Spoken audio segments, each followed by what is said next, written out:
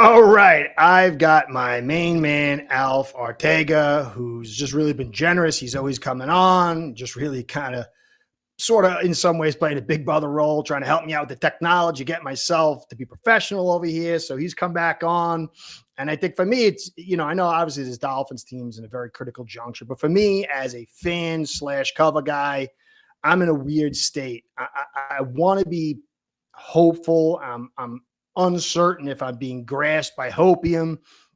I had Jason Sarney on and just trying to accrue as much information as I can so I can really be as accurate and rational as I can. And when I say I'm full of hope, I'm not saying we're going to Super Bowl this year. It's not that at all. I still think 2027 is the year. But I think if this is the right direction, you stack up two drafts, good drafts with the right builds and the right NFL, hitting the right NFL cycle. I think it's better than it could be better than we've ever had in the last 20 years. So I'm here to pick Alf Ortega's brain, try to get a lot of information. He's always got great information. He always brings something I didn't think about to the table. So I'm going to dig into your brain, Alf. Great to see you. Thank you for coming on and help me find my way, navigate my way through the hopium to the truth. So thanks again for coming on, brother. I appreciate that. Oh, thank you for having me. Oh, anytime. So I'm going to go through a whole list of stuff here. I spent a while doing a little page.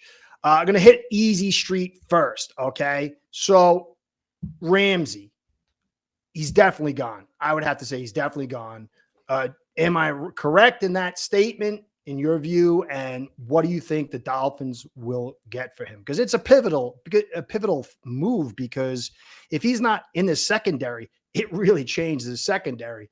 And then if we are heading in the right direction, the capital we get for him, and then the money relief, it could be big for our build and for us heading into that 2027 season.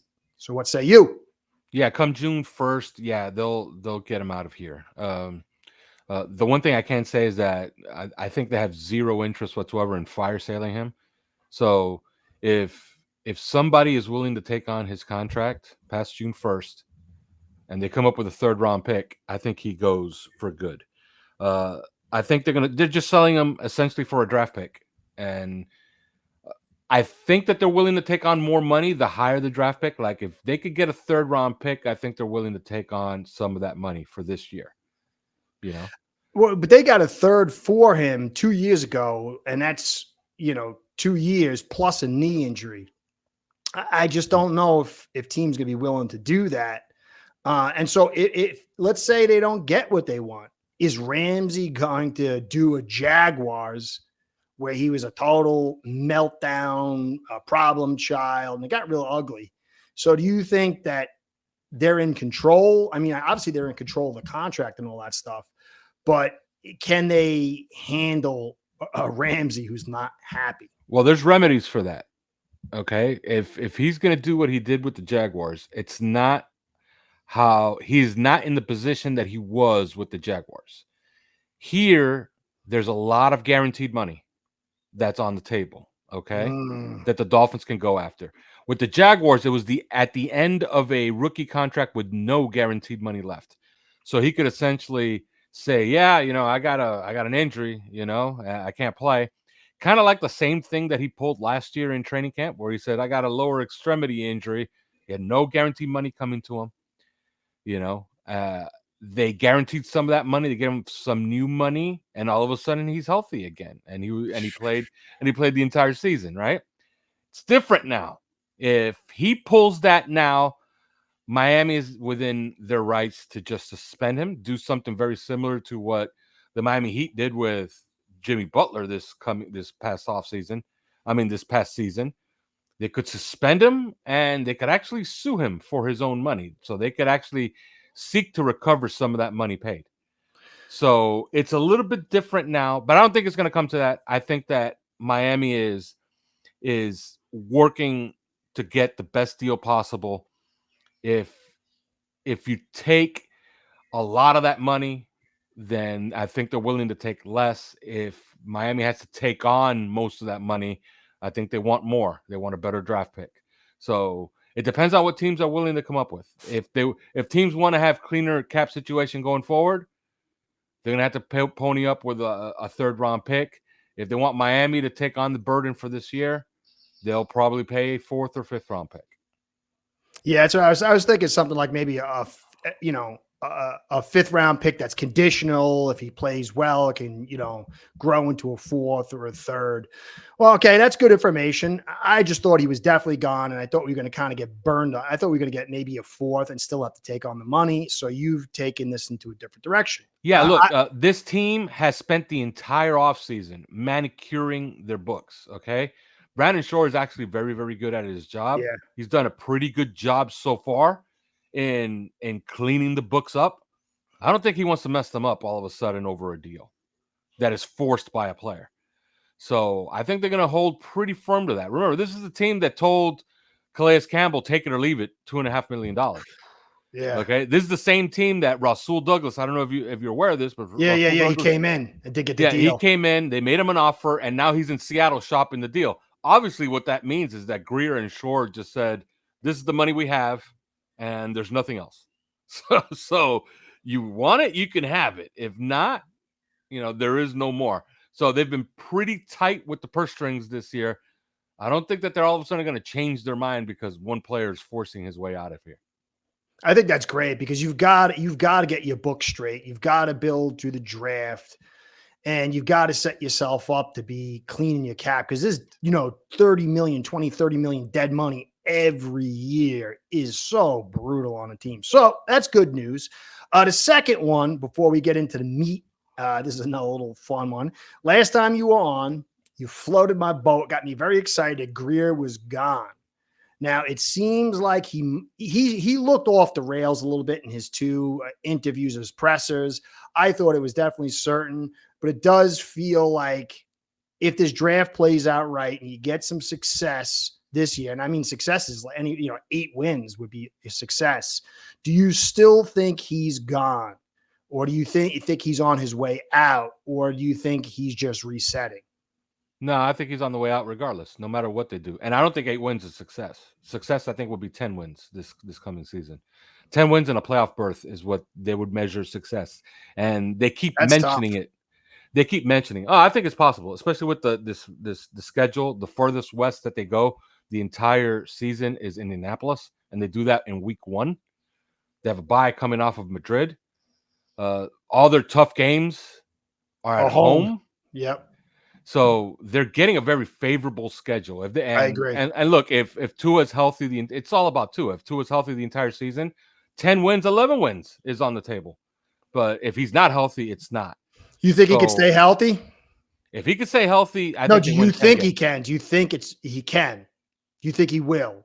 He has before, and that's the thing. I can't say he will because he really hasn't. More often than not, he hasn't been healthy. So, as far as lower extremity, he's pretty solidly, built in that regard. His body is essentially built to not take injuries. Yeah. So, of course, what does he do? He takes head injuries instead. So I think success is based on a playoff berth and more likely than not a playoff win. I think he's gone regardless. I think that they've made the decision to not completely get rid of him, but do one of those fake promotions where he just moves on further down the trough.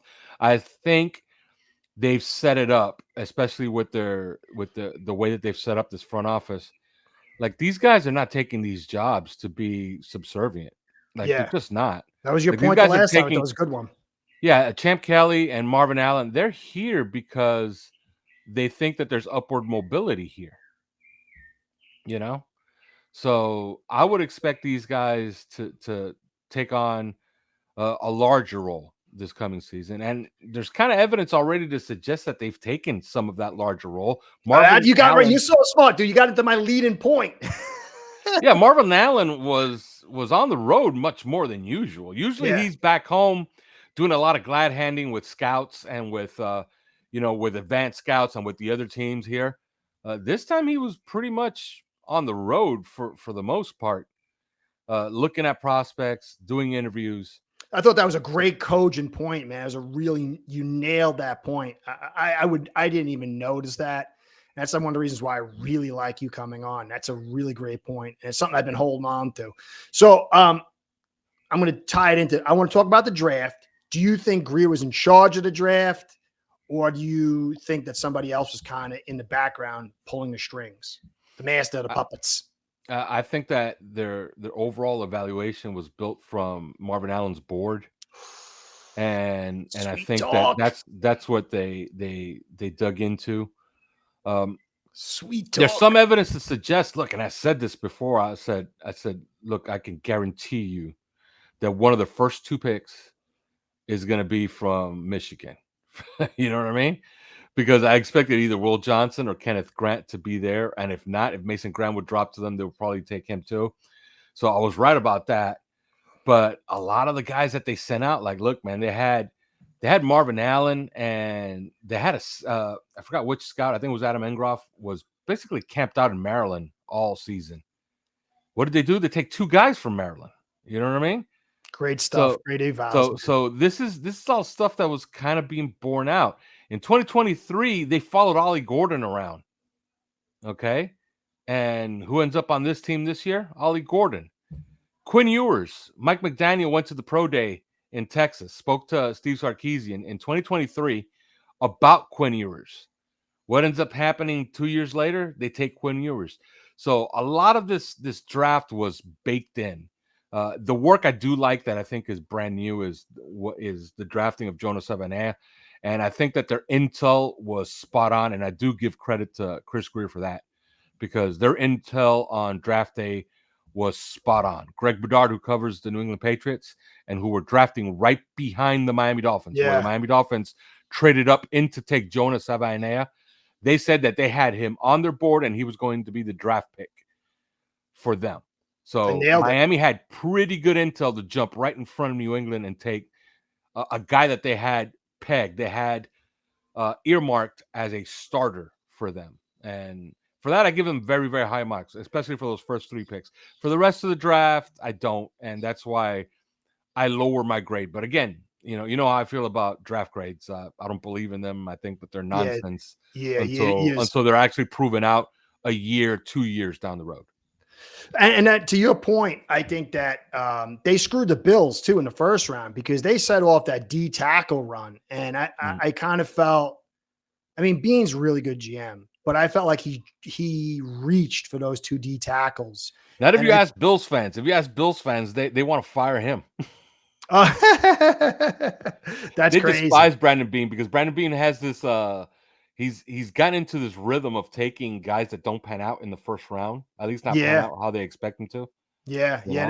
But I mean, you look at the back end, you guys like Benford, 6th round and stuff like that. Brown, 3rd round tackle, and he's been playing phenomenal. I don't know. I think I do think he's missed. Like, I didn't like the Kincaid pick. I mean, it's not I disliked it, but I thought they could have gone in a different direction. It would have more helped them. But I thought Torrance was a good one. I think overall, but you know how it is. You're desperate as a fan base, and if you're not getting the Super Bowl. Yeah, the Keon Coleman draft pick and trade to lose Xavier Worthy was absolutely awful, because I've seen Josh Allen play with a guy called John Brown. You remember him? No. He went to Arizona. He was a speedster. He was a one-dimensional 9-route guy. You watch Josh Allen play with a guy like that, and he's impossible to defend. His arm is ridiculous. Yeah, his arm is ridiculous. So what do? They end up handing Patrick Mahomes Xavier Worthy, and they take Keon Coleman. Keon Coleman is essentially a Devontae Parker clone. He's a 50-50 ball guy. Yeah, I think that's why they took Hairston, in hopes to kind of have the speed to match up to Waddle and Hill, and then Worthy, who they handed over to KC. And I didn't like Hairston, and I said so before the draft. Like, if this guy could play against Vanderbilt all the time, he'd be awesome. Like, most of his production and his best games were against, Vanderbilt. Well, Bean dropped the ball on Elam 2 years ago, or whatever it was, and that was a big the miss. Top of their drafts have not been that good. Yeah, not in a while, in a couple of years. If they had a pretty good one, I think it was 2017, 2018. It was more mid and back end stuff. So I agree. Hairston, let's hope he drops the ball and isn't so good because we could use that help. So I do like that. Dolphins screwed the Bills over, and they seem to have screwed the Patriots over, which I like. I just want to go quickly over a couple of players. You're not big on Phillips. I like Phillips. I like the potential he brings. You thought Biggers can bring something. You thought he was a little bit more of a popper early. Is that you still hold to that? Yes, but I never said that I didn't like Jordan Phillips. Oh, I okay. actually like Jordan Phillips a lot. I just think that he's really one-dimensional early on in this system. Yeah, he's only Like 20 years old too, right. He's going to be a big contributor to this team 2 years down the road. I Okay. like that kid a lot. But this year, I think he's going to be pigeonholed as the zero. So it's him and Benito Jones competing for the same snap. Yeah, I totally agree. I think this year. I think Benito beats him. I think that, but because he played about 350 or 400 reps last year, and I'm figuring that's probably going to be maybe like the 300, 280 this year, just unless he somehow blows it out. And I think that's key, by the way. I think it's key to have Jordan Phillips and Benito Jones fighting for those zero spots, for those zero snaps, because Kenneth Grant, that's going to free Kenneth Grant to play three tech, play one shade, play head up on the guard. It's going to really help them play Kenneth Grant and Zach Sealer together, and that's going to make them a much, much better front. Oh yeah, I really don't like Grant at this stage at the 0-1. I don't know. Am I wrong? You look at his chest, and he's got like grandma breasts, man. He's got to like build that, and his arms are huge. His legs are great, but he's only 21. And I think you'll appreciate this, man. The people that went out to rookie camp, they were looking out and they're like, what the hell is going on here? Because not only were the rookies, but their new free agent signings, all their safeties, Ashton Davis, Melifamu, like all these guys are bigger than usual. Like they obviously have I wouldn't call it a culture shift or change, but a philosophy change. Thank the Lord. Out went sleek and fast, and huge and giant is in. Now, if these guys can play, that would help. But even Jason Marshall, their cornerback that they brought in, the guy's giant. Yeah, he's big. He's like 6'1", I think. He's a little light. Yeah, he's like 6'1", 205 pounds. But he's that big.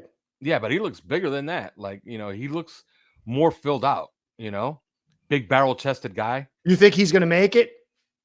I'm not so sure. I think there's a lot of competition there. I have an issue with, and again, like I said, look, I can only give you my evaluation. That's all. Yeah, I could easily be wrong. Like these guys could have better information than I do because they were the ones who were sending scouts to go watch all these games. All I got is I pick out certain games and I watch those games and I watch all his reps in those games, right? And the more recent, the better. Jason Marshall to me is very one-dimensional. Like if you're gonna stick to match man, middle of the field closed, and you're gonna have him in bump or in press man, I think you're gonna be fine because that's what he's really, really good at. I still don't understand why more teams don't do that. Well, the problem comes that in the NFL, DCs need to have that versatility. They need to be able to call a bunch of different coverages. Because quarterbacks in this league, man, if they think you're one-dimensional, quarterbacks in this league will cut you up. And I'm not talking about 2 or 3 guys. I'm talking about there's like 15 guys in this league that would absolutely cut you up if they know what you're playing. Okay. But for me, it's like if you're playing zone, like I watch, and a lot of these teams, they're playing zone and I even watch tight ends. They go across the middle and they go past maybe the nickel or 2 linebackers and nobody even puts a hand on them. A couple of times I saw it last year from us and I was ecstatic. I just don't understand why guys aren't interfering on some of these routes. I get in man because you can get toast, but in zone, I really liked Weaver because he added more than I'd seen in a long time. So, at that zone, you get in a guy, drop, and then you drop, and you got a guy behind you, so you're not worried about him getting over because then you're going to be under. And if you can just, get a little bit of throwing off those timing routes, I think it will go a long way. But I do agree. But you said another point. I'm going to get into that in the defense a little bit later, but you made a great point last time too. I'll get into it in a second about how we run cover 3.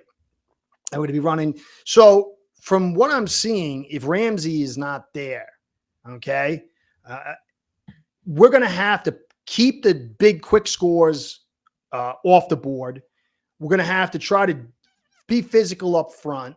and maybe allow some completions, but no big touchdowns, and then matriculate them into the red zone, kind of like what they've been doing to us, and hope to keep it at 3, because this secondary is a little bit curious. Yeah, I think that they've built a secondary, and especially their linebacking core, to play middle of field close, and they want to play these guys. They want to have teams pass the ball outside the red line. Which is what they've been doing to us. Okay, so I think that if they're going to do that, you're going to need bigger corners. You're going to need guys that can play press man, and you're going to have to play a lot more man-to-man, because a lot of those rules, even in zone, a lot of those rules convert into man. I don't like us into man, though, man. I don't like us into man. It kind of could, because, I mean, Storm Duck, Boner, Burns, Kohu, we better get the pressure, because that's what they're counting on. That's what they're counting on with their edge group. You know, you got Bradley Chubb back from injury. He's healthy now. You got Jalen Phillips. You got Chop Robinson. You got everybody behind those guys. Do you think they're going to play Chubb? I was thinking they can get him, maybe not be so much the pass rush edge, but more like a 4-5, maybe 6 at times, play the outside linebacker, maybe put on 10 pounds and be more of that, not Calais Campbell, because he was all in the 0 and the 1 deep in the pit, but more of a run defense, a strong side linebacker? Or do you think they're going to try to bring him back to his old ways? I think they want to bring him back to what he was in 2023. So I think making him lighter is probably a better idea. He was about 274 pounds in 2023. Yeah. If they could have him play, and it's always a good idea after guys have ACL injuries. You're saying that too. Yep. Usually you want to play a little lighter. So I think they're going to probably want him to play somewhere around 260 pounds. And if they can do that, then they're going to have him playing standing up and playing very, very simple. Exactly how he played in 2023. And I think they're going to have that rotation to try to keep them healthy. You think he can actually do that, though? I mean, it's been a long time since he's played, and he's had 2 major injuries. Well, he's a pro. He got paid like it. The last time we saw him, he was pretty damn good. So they're going to count on him to do that again. And if he can't, they still have Jalen Phillips and Chop Robinson that they could. How do you think Phillips is going to do? How long before he comes back? Because I worry about him less than I do Chubb, because he's so young. And he's so freakish about his his work, especially in the gym. Like, that guy lives in the gym. He really cares about his craft, and he knows what's at stake. He sees these contracts going around. He's playing this season at $13 million. He knows he's playing for a $30 million a year contract this year. If he's healthy all season and he puts in one of those 14, 15 seasons, you're talking about a guy who's going to get a $150 million contract. I feel so bad for him. But for me, it's not so much the will. That Chubb and Phillips, they're going to be doing their thing. But I went back and they had him doing the drill in the net, cutting back and forth. And you could still see that right calf it's still about a quarter, half-inch atrophied, especially on interior of the calf. And it's the same thing I saw last year. I did a couple of podcasts on it. I still think that just, I've been injured and stuff like that. And, he is young, but the body, when it sits that long, and sometimes when you get these freakish, devastating injuries, it's really hard to get that muscle back. And you go back, I'm hoping to see greater growth in the muscle development, because you look, even his quad's a little bit off, and the whole leg still looks atrophied. And I think ultimately in time, he might be able to almost bring it back to parity. But at this state, it's just the same as it was pre the last injury. And that does concern me. I love the kid. I want him to do well for us, but also so he can make a ton of money, because he's a great kid. But man, to me, that's a critical factor, because the mind is willing, but the body just, at a certain point, he'll be good. He's not going to get a Poyer freak injury this year, hopefully. But he's really all based on that pop, especially when he's setting that edge. At least his left leg is going to be the strong leg. So if he's playing the left side, he can set the edge. But you still, for that comeback, the inside and out, what he likes to do. And then setting, when a guy comes inside and he's got to plant with that right leg, it does concern me. I'm hoping for the kid. I love him. I think he's one of the best guys we've had like almost ever. So I'm hoping. I think he came back too early last year. I think the Dolphins rushed him back a little too early. I think he needed more time. Even when he was in, he just didn't feel himself. So I'm hoping that it happens this year. I hope it does, but I'm still a little concerned about that. We'll see. So the whole thing comes down to me. I'm going to get into McDaniel and the offense and stuff like that. But to me, Weaver did magic last year. I'm not saying genius magic, but he had a lot of things to juggle. We didn't play premium offenses, but I thought he did a really good job. I love his personality as far as bringing the stick and the carrot.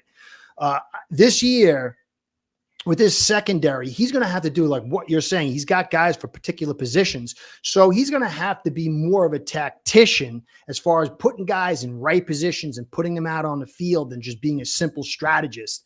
I mean, he's got to be, all these guys have to be both, but his tactical maneuvering of these guys in the secondary along with the front, if they can make hay this year, I think he is going to be an ultra hot candidate for head coach. And maybe even McDaniel doesn't cut it this year, maybe here. But if we do well, he deserves tons of kudos. And I do think even if we don't, because of this, it's almost like what we did the offensive line, just throw bodies out there. I think he needs loads of mulligans. I think this guy is really good. What do you think about my whole rant here? I think the jury's still out on Anthony Weaver. I know that the players like him, and that's important. Like, because look, it's the NFL, man. Like these guys are grown men; they get paid a lot of money. If the players hate you, they're probably not going to perform for you. Yep. So that's the good news. The bad news is that I point to 2 games. Look, the Dolphins won 8 games last year, and they missed their starting quarterback for 6. So it's a reasonable expectation if the quarterback is healthy all year, they probably win 10 games. They're a playoff team, right? Well, they had their quarterback for 2 games in particular. I'm talking about the Arizona game at home and the Buffalo game on the road. The offense in those 2 games was absolutely spectacular, especially in the Bills game, where they scored touchdowns on every drive in the second half. Okay? Except for one where Mostert fumbled. But the offense was spectacular in those 2 games. The defense could not get off the field in the second half against either the Cardinals or the Bills. And both teams essentially just outscored Miami. Okay? In Arizona's case, they launched a comeback down 11 late in the fourth quarter to win on a walk-off field goal. And in Buffalo's case, they hit a 61-yard field goal to win it, to walk off as well. So those 2 games, if the defense just plays just to expectation, they could get 1 stop in either of those games. They're in the playoffs. If they could get a stop in both of those games, they win 10 games. So, yeah. But I mean, you go back and you look, Holland was terrible. He was bad all year. Oh, he was trying to get picks for his own contract, and Poyer was old. Fuller was out. And those guys were particularly bad in those 2 games. Oh yeah, and even Ramsey, he seemed to fade a little bit midway through the season, and I saw some stuff with him, even with Fangio, where it feels like, and I could be wrong, that he's more athletically driven player than intellectually, because you go back with Fangio, there was a lot of player driven failure. He really wasn't dialed in on his assignments. And it seemed like he wasn't fully there either. And then when his body seemed to get a little tired, and so, because we saw what happened, he got victimized by Wilson in that Jets game. I still think that Weaver, and he had 1 linebacker. So I totally agree what you're saying, but man, it's a game of horses, and we had a lot of ponies. So, and I think he's going to be getting some of that again this year, especially if Ramsey's not there. So I don't know. I don't think he's in a super conducive environment.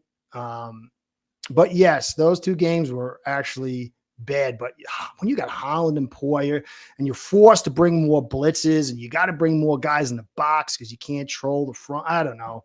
So I agree. But he was, he's only his third. It was his second year as a DC. So I don't know. I'm still kind of.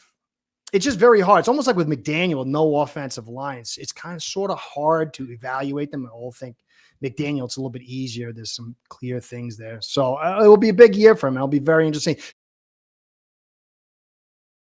Start building your own online sportsbook today by getting signed up with acepread.com service that'll allow you to book action on sports from all around the world.